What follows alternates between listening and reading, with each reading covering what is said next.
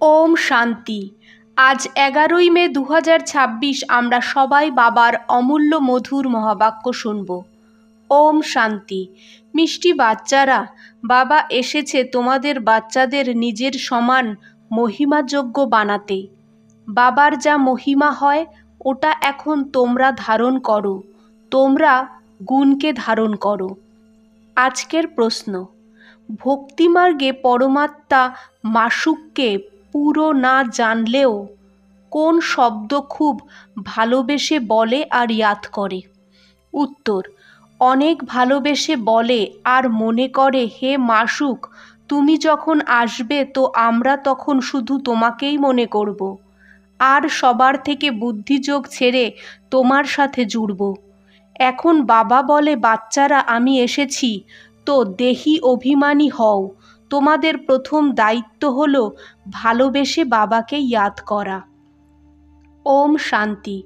মিষ্টি মিষ্টি জীব আত্মাদের পরমপিতা পরমাত্মা যে এখন শরীর লোন নিয়েছে, বসে বোঝায় যে আমি সাধারণ বুড়ো শরীরে আসি, এসে অনেক বাচ্চাদের পড়াই। ব্রহ্মা মুখ বংশাবলী ব্রাহ্মণ বাচ্চাদেরই বোঝাই। অবশ্যই মুখ দ্বারাই বোঝাবে।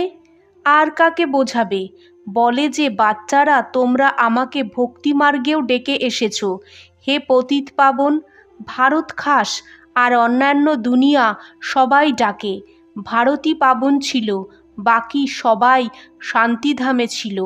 বাচ্চাদের এটা স্মৃতিতে রাখা উচিত যে সত্যযুগ ত্রেতা কাকে বলা হয়, দাপর কলিযুগ কাকে বলা হয়, ওখানে কে কে রাজ্য করত। তোমাদের বুদ্ধিতে পুরো নলেজ আছে। যেমন বাবার রচনার আদি মধ্য অন্তের নলেজ আছে, তেমন তোমাদের বুদ্ধিতেও আছে। বাবা যে জ্ঞান দেয় সেটা বাচ্চাদের মধ্যেও হওয়া উচিত। বাবা এসে বাচ্চাদের নিজের সমান বানায়। যত বাবার মহিমা তত বাচ্চাদেরও মহিমা হয়। বাবা বাচ্চাদের বেশি মহিমাযোগ্য বানিয়েছে।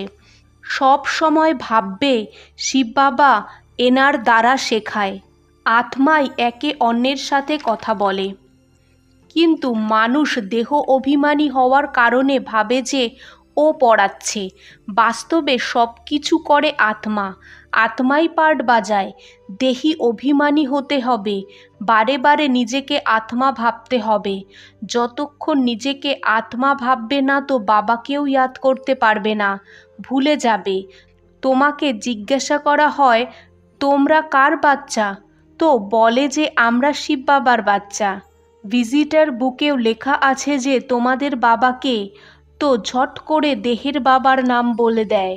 আচ্ছা, এখন দেহির বাবার নাম বলো।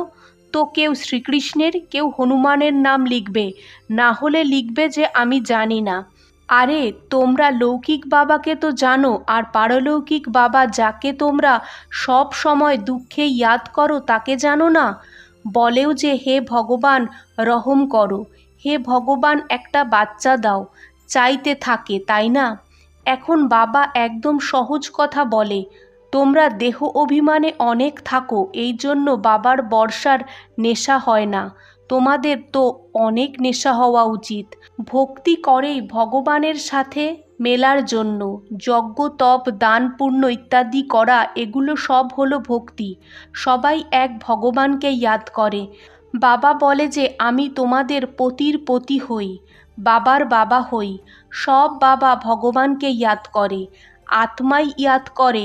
বলে যে ভুরুর মাঝখানে চমকায় আজব সিতারা, কিন্তু কিছু না বুঝেই বলে দেয়, রহস্য কিছুই জানে না। তোমরা আত্মাকেই জানো না তো আত্মার বাবাকে কিভাবে জানতে পারবে? ভক্তিমার্গে পূজার জন্য বড় বড় লিঙ্গ রেখে দেয়, কারণ যদি বিন্দির রূপ দেখানো হয় তো বুঝতে পারবে না। এটা হলো মহিন কথা।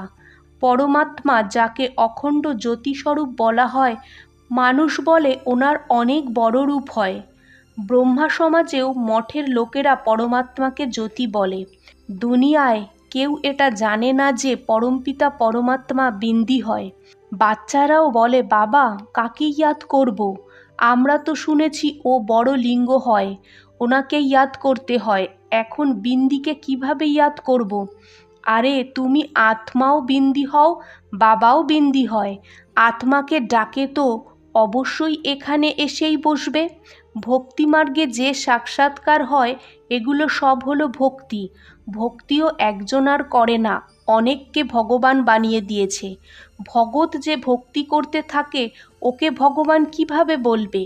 যদি পরমাত্মা সর্বব্যাপী বলে দাও তো ভক্তি করে কার? তাও ভিন্ন ভিন্ন প্রকারের ভক্তি করতে থাকে। বাবা বোঝায়, বাচ্চারা এখন ভেবো না যে আমাদের অনেক বছর বাঁচতে হবে, এখন সময় অনেক কাছে চলে এসেছে, নিশ্চয় রাখতে হবে। বাবাকে ব্রহ্মা দ্বারা স্থাপন করতে হয়। বাবা নিজে বলে, আমি এর দ্বারা তোমাদের সৃষ্টির আদি মধ্য অন্তের রহস্য বোঝাই।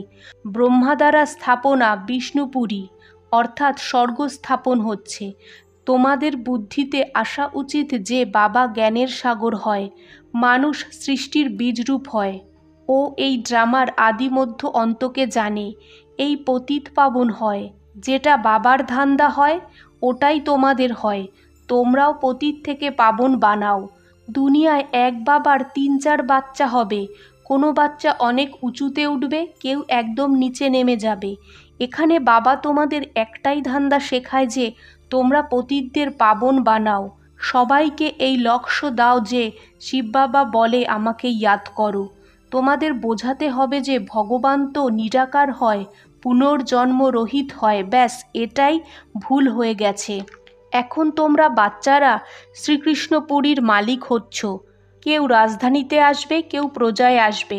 শ্রীকৃষ্ণপুরী বলা হয় কারণ শ্রীকৃষ্ণকে সবাই খুব ভালোবাসে। বাচ্চাদের তো খুব ভালো লাগে, তাই না?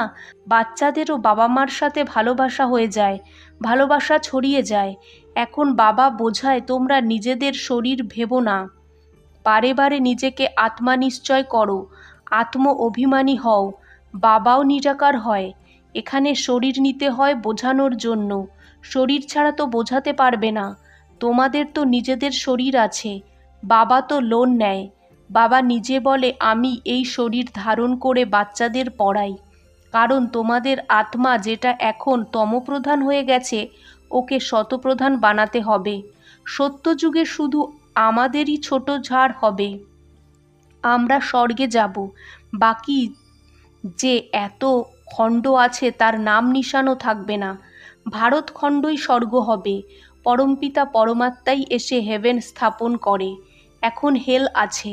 প্রাচীন ভারতখণ্ডই হয় যেখানে দেবতাদের রাজ্য ছিল, এখন নেই।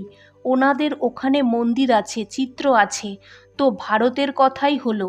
এটা কোনো ভারতবাসীর বুদ্ধিতে আসে না যে ভারত স্বর্গ ছিল। এই লক্ষ্মীনারায়ণ মালিক ছিল, আর কোনো খণ্ড ছিল না। এখন তো অনেক ধর্ম এসে গেছে। ভারতবাসী ধর্মভ্রষ্ট কর্মভ্রষ্ট হয়ে গেছে। শ্রীকৃষ্ণকে শ্যাম সুন্দর বলে দেয় কিন্তু অর্থ বোঝে না। হ্যাঁ, ও তো শ্যামলা ছিল, তাই না? বলে যে সাপের কামড়ে শ্যামলা হয়ে গেছিল।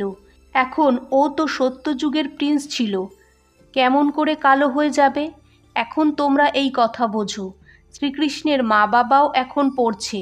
মা বাবার থেকে উত্তম হলো শ্রীকৃষ্ণ। মা বাবার কোনো নাম নেই, কিন্তু যে মা বাবার থেকে এত প্রিয় বাচ্চা হয়েছে তো মা বাবাও প্রিয় হওয়া উচিত। কিন্তু না, মহিমা সারা রাধাকৃষ্ণেরই হয়। তোমাদের বুদ্ধিতে জ্ঞান আছে। জ্ঞান হলো দিন আর ভক্তি হলো রাত। অন্ধকার রাতে ধাক্কা খেতে থাকে। এখন তোমাদের বাচ্চাদের বোঝানো হয় ঘরে থাকো, এই সার্ভিসও করতে থাকো। ভগবানুবাচ কাম মহাশত্রু, এর উপর জিততে হবে। এখানে তোমরা ব্রাহ্মণরা দেবতাদের থেকেও উত্তম হও। জানো যে আমরা ঈশ্বরের সন্তান হই, শিব বাবার বাচ্চা হই। ওখানে স্বর্গে তোমাদের এই জ্ঞান থাকবে না। না তো যখন নিরাকার দুনিয়ায় মুক্তিধামে হবে তখন থাকবে। এই জ্ঞান শরীরের সাথেই শেষ হয়ে যাবে। এখন তোমাদের জ্ঞান আছে, এক বাবা পড়াচ্ছে। এখন এই খেলা পুরো হয়। সব অ্যাক্টরস হাজির আছে, বাবাও এসেছে। ওখানে থাকা আত্মারাও আসতে থাকে। যখন সবাই এসে যাবে তখন বিনাশ হবে। তারপর সবাইকে বাবা সাথে নিয়ে যাবে। সবাইকে যেতে হবে, এই পতিত দুনিয়ার বিনাশ হবে। আচ্ছা, মিষ্টি মিষ্টি সিকিলাতে বাচ্চাদের প্রতি মাতপিতা বাপদাদার ইয়াদ পেয়ার আর গুড মর্নিং। আজকের ধারণা 1, পতিত থেকে পাবন বানানোর ধান্দা যেটা বাবার হয়, সেই ধান্দা করতে হবে। সবাইকে লক্ষ্য দিতে হবে বাবাকে ইয়াদ করো আর পাবন হও। 2, এই ব্রাহ্মণ জীবন দেবতাদের থেকেও উত্তম জীবন হয়। এই নেশায় থাকতে হবে। বুদ্ধির যোগ আর সব জায়গা থেকে বের করে এক মাসুককে ইয়াদ করতে হবে। আজকের বাপদাদার মধুর বরদান। ত্যাগ আর স্নেহের শক্তি দ্বারা সেবার সফলতা প্রাপ্ত করা বাচ্চারা স্নেহী সহযোগী ভব। বিস্তার। যেমন শুরুতে নলেজের শক্তি কম ছিল, কিন্তু ত্যাগ আর স্নেহের আধারের ওপর সফলতা পেয়েছ। বুদ্ধিতে দিনরাত বাবা আর যজ্ঞের লগন রয়েছে। মন থেকে বেরোতো বাবা আর যজ্ঞ। এই স্নেহে সবাইকে সহযোগী বানিয়েছে। এই শক্তি থেকেই কেন্দ্র হয়েছে। সাকার স্নেহ দ্বারাই মনমনভব হয়েছ। সাকার স্নেহই সহযোগী বানিয়েছে। এখনও ত্যাগ আর স্নেহের শক্তি দ্বারা ঘিরে ফেলো তো সফলতা পেয়ে যাবে। আজকের স্লোগান, ফরিস্তা হতে হবে তো ব্যর্থ বল বা ডিসচার্জ করা কথা থেকে মুক্ত হও। ওম শান্তি।